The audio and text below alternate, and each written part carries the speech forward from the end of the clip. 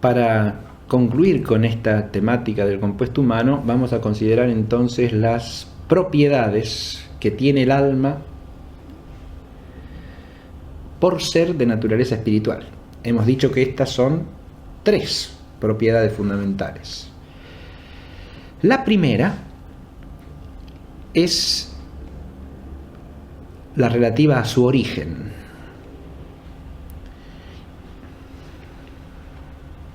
Es decir, a su causa eficiente.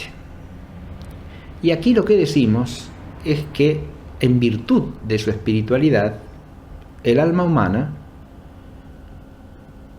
no puede ser educida de la potencialidad de la materia. ¿Qué quiere decir esto?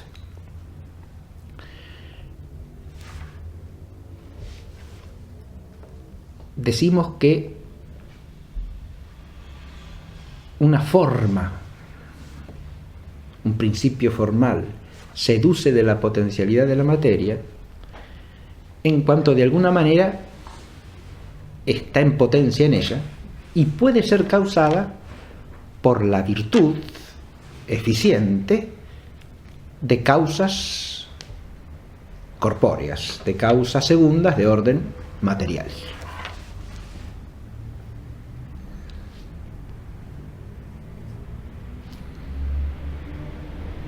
Puede tratarse de una causa, puede tratarse de un concurso de causas.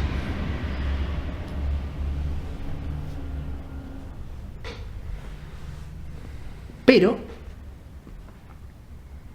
para ser eductible de la potencialidad de la materia, el efecto debe ser de naturaleza material.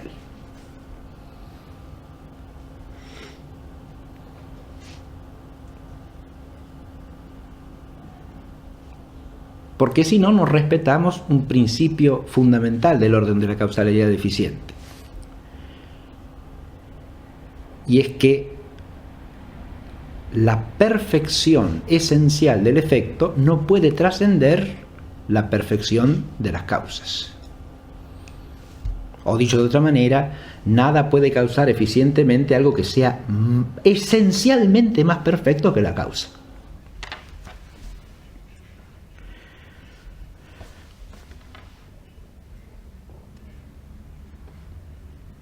¿Qué significa esto concretamente? Que ningún concurso de causas eficientes segundas de orden material puede tener un efecto espiritual.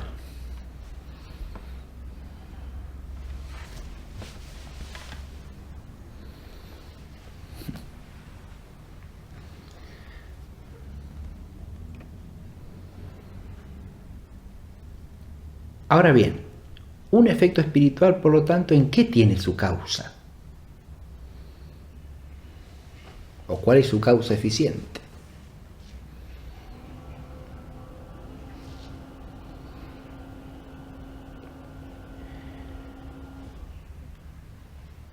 Si el efecto es de orden accidental, habrá que poner la causa en una causa espiritual subsistente. Pero si el ente a causar es un ente espiritual de orden sustancial,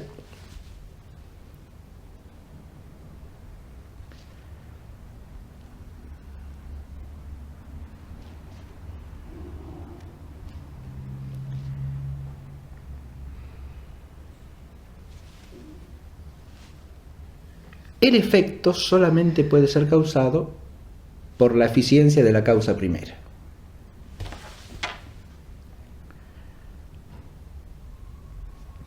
¿Y por qué? Porque no está en potencia en ningún principio más que en la causa primera.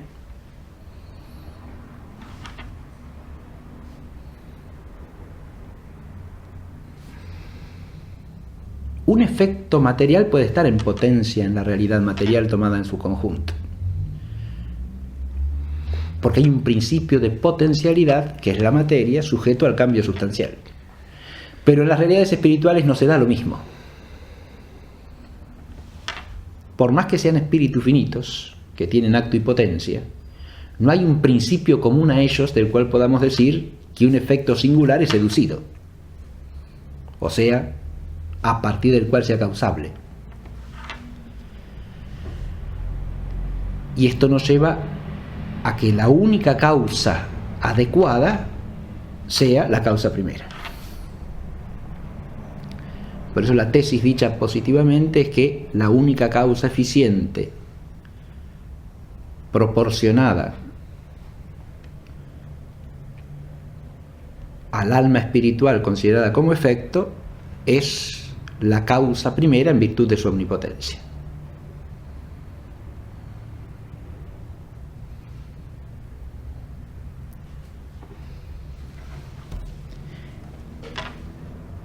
Adviértase que esto tiene consecuencias filosóficas muy profundas en relación con la causación de la persona, ¿no?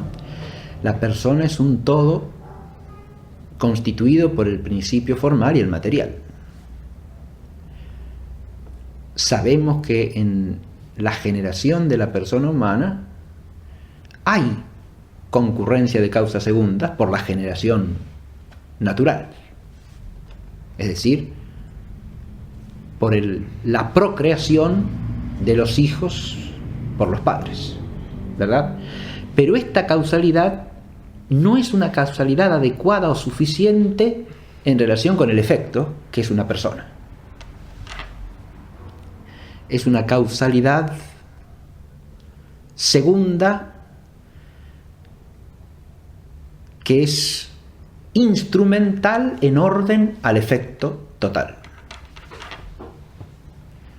Porque en el efecto total interviene la eficiencia de la causa primera.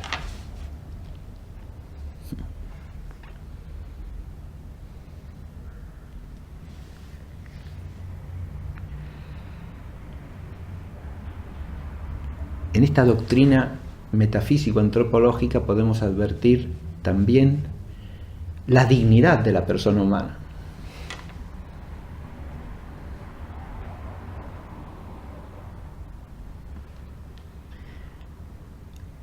Y la nobleza propia de esa sustancia que es persona.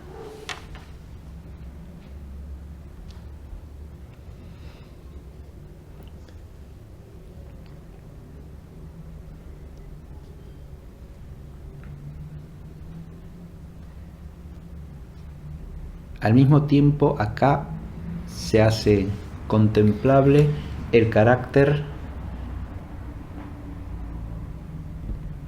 sagrado que tiene, aún a la luz de la mirada filosófica, el origen de la existencia de cada persona y el acto humano procreador.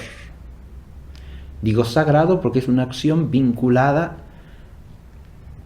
a la causación divina de cada vida humana, de cada persona.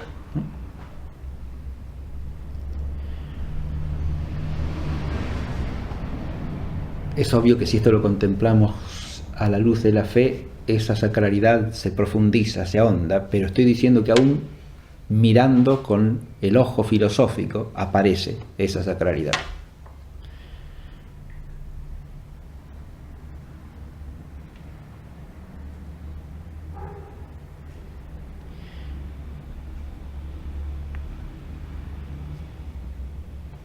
La segunda propiedad que habíamos mencionado es la de la subsistencia del alma. Por ser espiritual, el alma tiene capacidad de subsistir.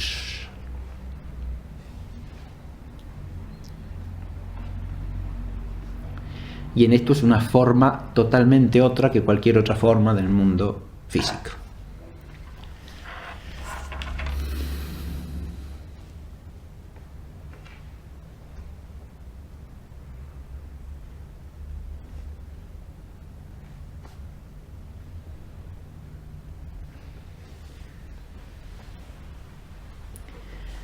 Es forma en virtud de su composición con la materialidad, pero al mismo tiempo es cierta sustancia en virtud de su naturaleza espiritual irreductible a la materialidad.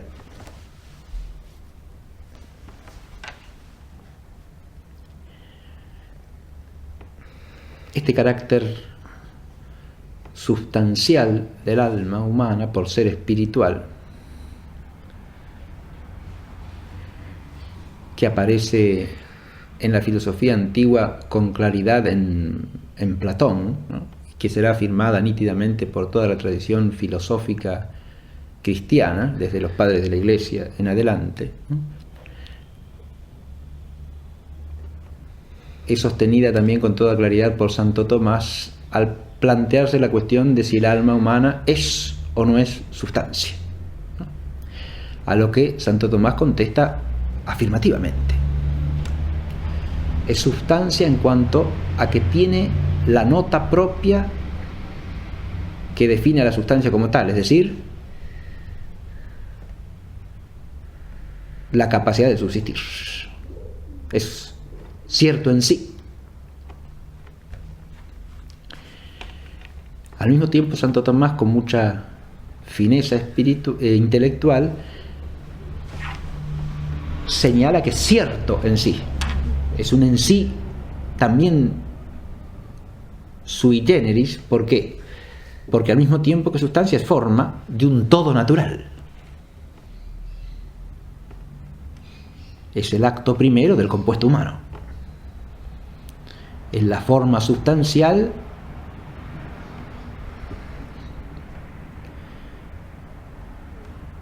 de la persona humana, que es el compuesto en su integridad, y es el singular en naturaleza humana.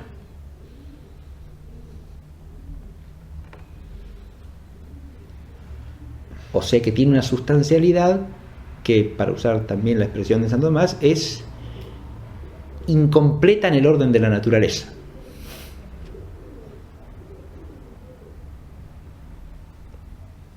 Porque ella por sí misma no es la naturaleza humana íntegra. Es el principio formal, es por lo tanto el acto primero, es el determinante del compuesto, pero no es el compuesto. Y por eso se dice también que no es la persona.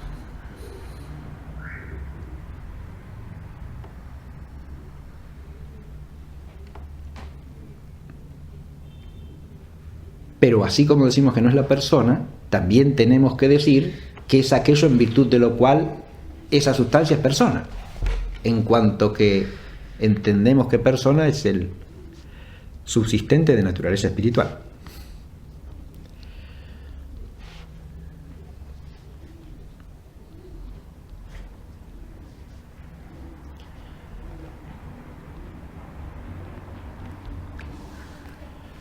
Por eso el alma humana separada no es la persona sin más, o sea, la persona íntegra, pero es una realidad personal, porque es subsistente en naturaleza espiritual. Acá tenemos que afinar el lenguaje porque nos topamos con una realidad única, única en su naturaleza. Y por lo tanto, el lenguaje común que usamos para hablar de naturalezas diversas en general no es del todo ajustado. Estamos hablando de una naturaleza singular que, bajo el respecto de la integración o de la composición, no se parece a ninguna otra.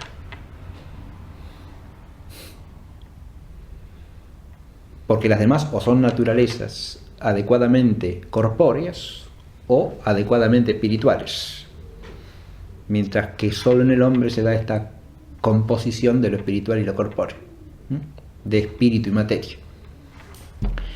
Por eso el lenguaje común o general no sirve del todo, hay que ajustarlo para adecuarlo a esta singularidad de la naturaleza humana, ¿no? Pero es algo que se puede hacer, claramente, ¿no? Hay que tener la justeza para aplicar los términos como corresponde, eso es todo, ¿no? Y para precisar los conceptos adecuadamente. La capacidad de subsistencia de la naturaleza espiritual está asociada precisamente al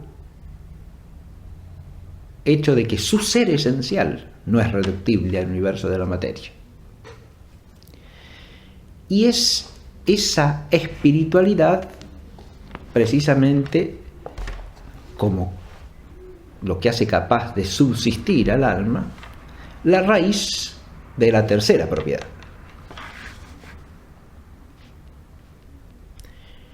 La tercera propiedad es la relativa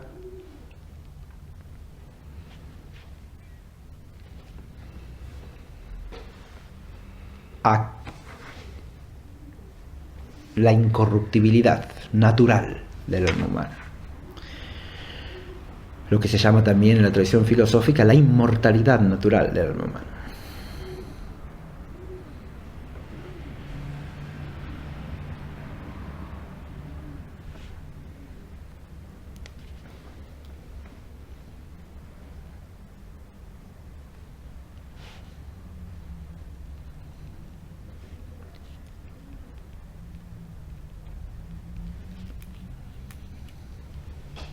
Podemos llamarla también la perdurabilidad en relación con la corrupción física o la exención de la corrupción física. Eso es lo que significa aquí tanto incorruptibilidad como inmortalidad. El término incorruptibilidad es más amplio porque significa que no está sujeta a corrupción. Muerte es la corrupción de una sustancia viviente, ¿no? Es el nombre propio que tiene la corrupción del ser viviente. Y es lo que acontece al hombre por ser un viviente corpóreo. La mortalidad natural del hombre se da en razón de ¿qué? De su corporeidad.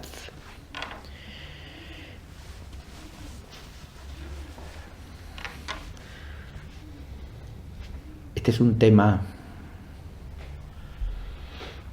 en el que hay que atender también con precisión a los términos. Adviértase que cuando decimos mortalidad, decimos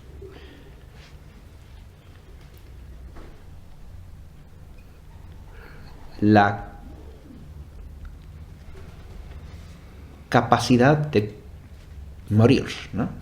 La posibilidad de morir. Es mortal. Como decir corruptible, quiere decir que se puede corromper, ¿no? Lo que quiero decir con esto es que no estamos diciendo que necesariamente se corromperá.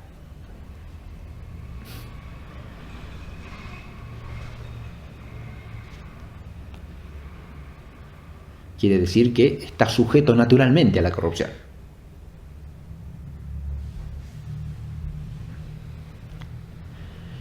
Hago esta salvedad para que no se confunda la corruptibilidad natural o la mortalidad natural del hombre con la muerte humana tal cual la experimentamos, que sabemos por la fe que es pena del pecado de Adán.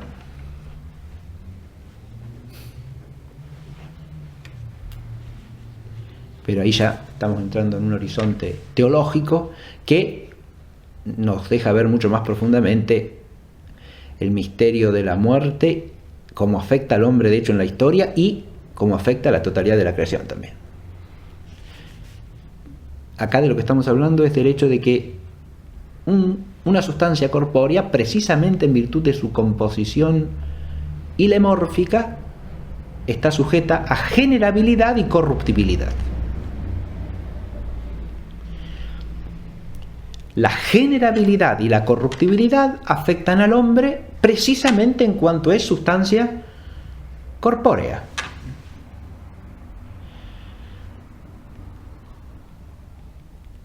Pero ni la generabilidad por la eficiencia de las causas corpóreas segundas, ni la corruptibilidad, en virtud de la naturaleza de la sustancialidad corpórea, la afectan en cuanto es espiritual. Acá es donde coinciden simétricamente la primera y la tercera propiedades, ¿no?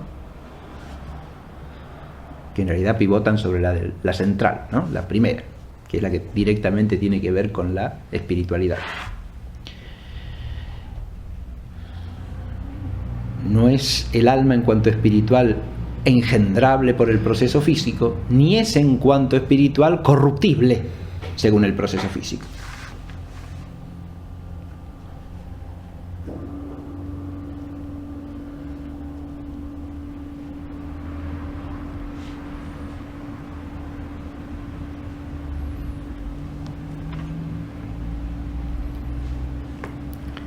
Santo Tomás, al abordar esta cuestión, afirma la incorruptibilidad, sosteniendo que el alma, precisamente por ser sustancia espiritual, por tener sustancialidad espiritual, no es corruptible ni per accidens ni per se.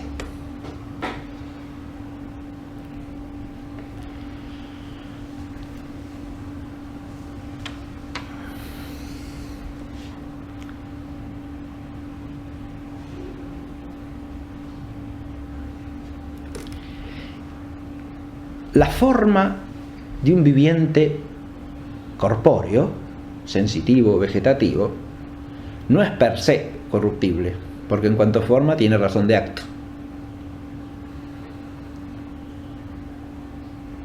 Es corruptible per accidens. ¿Por qué? Porque es la forma de un compuesto ilemórfico que existe solo en virtud de la composición. Y como el compuesto es corruptible, la forma se corrompe con el compuesto, en cuanto forma de este singular, de tal naturaleza.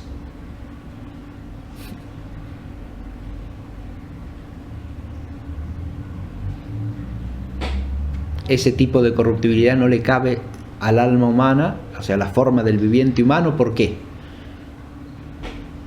Porque no es una forma que dependa para existir de la materia con la que está unida como forma, y que por lo tanto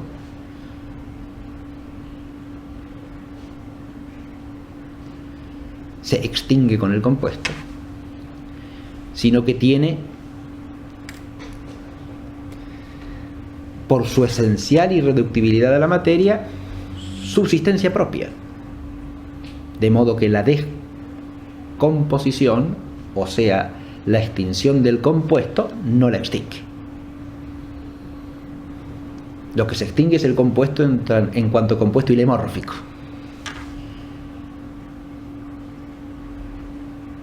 Pero no se extingue la forma en virtud de su espiritualidad. No en virtud de su simplicidad, dice Santo Tomás. Voy a aclarar esto. Per se no es corruptible porque en cuanto sustancia espiritual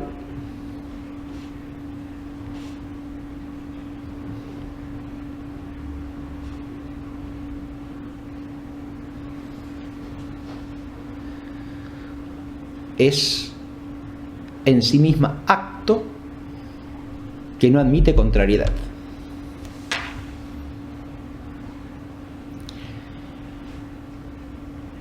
O sea, contrariedad que la destruya.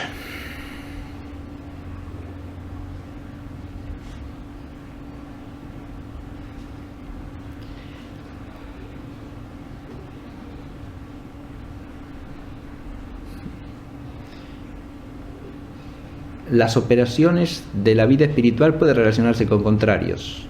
Así el entendimiento puede captar cosas contrarias. Pero no se destruye por los contrarios.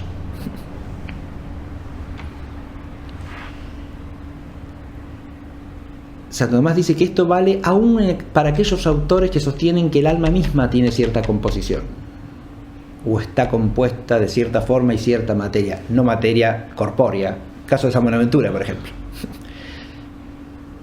que para todas las criaturas espirituales sostiene una composición de forma y materia espiritual.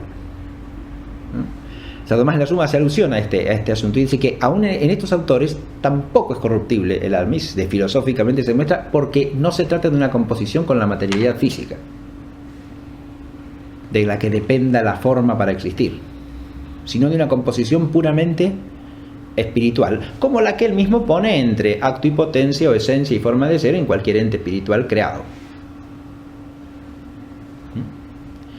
Pero no hay nada en la naturaleza misma, por ser esta espiritual precisamente, en virtud de su espiritualidad, que como contrario pueda suprimir el acto. Y por lo tanto, naturalmente está llamada a la perduración.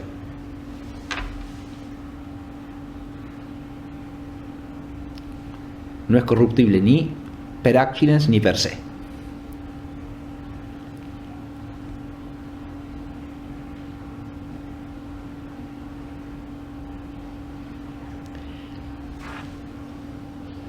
Dicho esto, añade Santo Tomás una suerte de razón complementaria que muestra la misma verdad y a la que aludimos ya anteriormente, y es la idea del apetito natural como no vano, ¿no? Y el hecho de que el alma espiritual, a diferencia de la sensitiva, que no conoce más que el aquí y el ahora, es capaz de conocer lo eterno, es decir, lo que trasciende la temporalidad.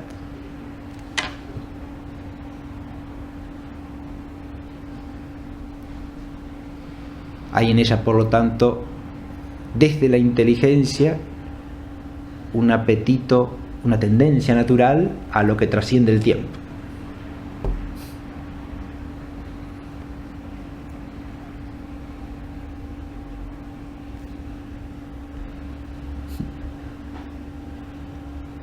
Es interesante ver cómo en toda la línea de la argumentación Santo Tomás se apoya básicamente en la intelectualidad del alma, ¿no? Como manifestación primaria de su espiritualidad.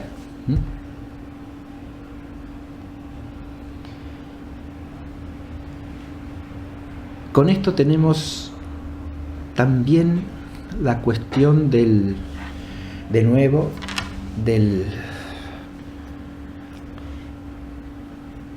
la finalidad de la existencia humana que aparece aquí, ¿no? Porque el vivir humano, desde esta perspectiva, no es un vivir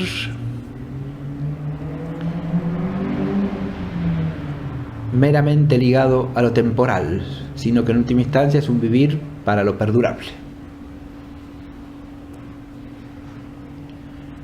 Porque sustancialmente el hombre no es un ser meramente temporal.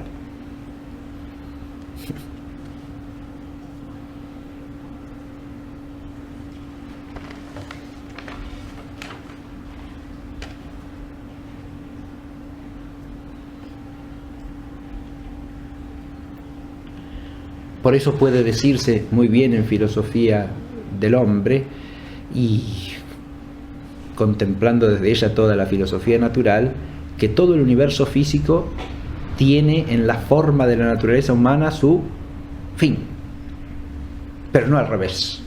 O sea, el hombre no existe para el mundo físico.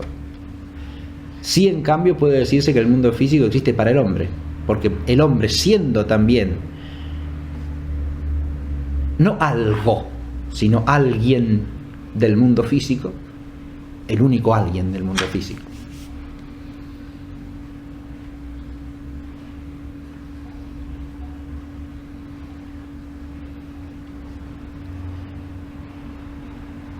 Es la cima de ese mundo en la que, por lo tanto, éste culmina, y respecto de la cual tiene razón de medio. Esta es una visión que hay que retener y profundizar siempre, ¿no?, en relación con toda la tradición filosófica. Esto de algún modo lo enseñan Platón y Aristóteles, lo enseñan también los padres de la Iglesia, ¿no? Orígenes es clarísimo a este respecto, ¿no? Todo el mundo físico existe para que el hombre a través de él pueda realizar su existencia, su destino, tomándolo como medio, ¿no? De hecho, también se puede decir que si todas las cosas del mundo físico y todo el orden del mundo físico existe para la forma de la naturaleza humana, o sea, para el alma, ¿no? El alma a su vez existe para la verdad, ¿no? y para el bien, que son su fin propio. Y ahí tenemos la aparición del horizonte que surge si uno contempla esta propiedad de la incorruptibilidad natural del hombre. Y aquí en la tradición filosófica clásica, esta verdad de la inmortalidad natural del alma humana es una verdad que funda y que guía toda la consideración del orden moral, ¿no? Porque es lógico que sea así. No se puede entender el fin de la existencia humana en su conjunto si no se parte de la apreciación adecuada de la integridad de la naturaleza humana, ¿no? Y si hay algo en la naturaleza humana que trasciende el mundo físico, ya eso quiere decir que la existencia del hombre mismo trasciende de ese mundo y se ordena un fin que lo trasciende, ¿no? Esto no puede aparecer sino como un misterio a la luz de la contemplación filosófica, ¿no?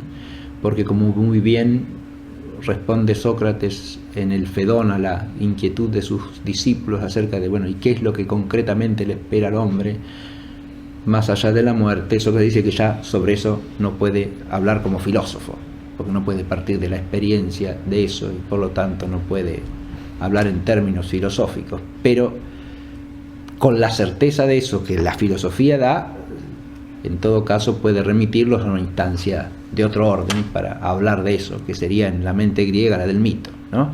Como instancia de lo misterioso, de aquello que trasciende el alcance de la racionalidad humana, pero de lo que el hombre no puede desasirse como objeto de consideración.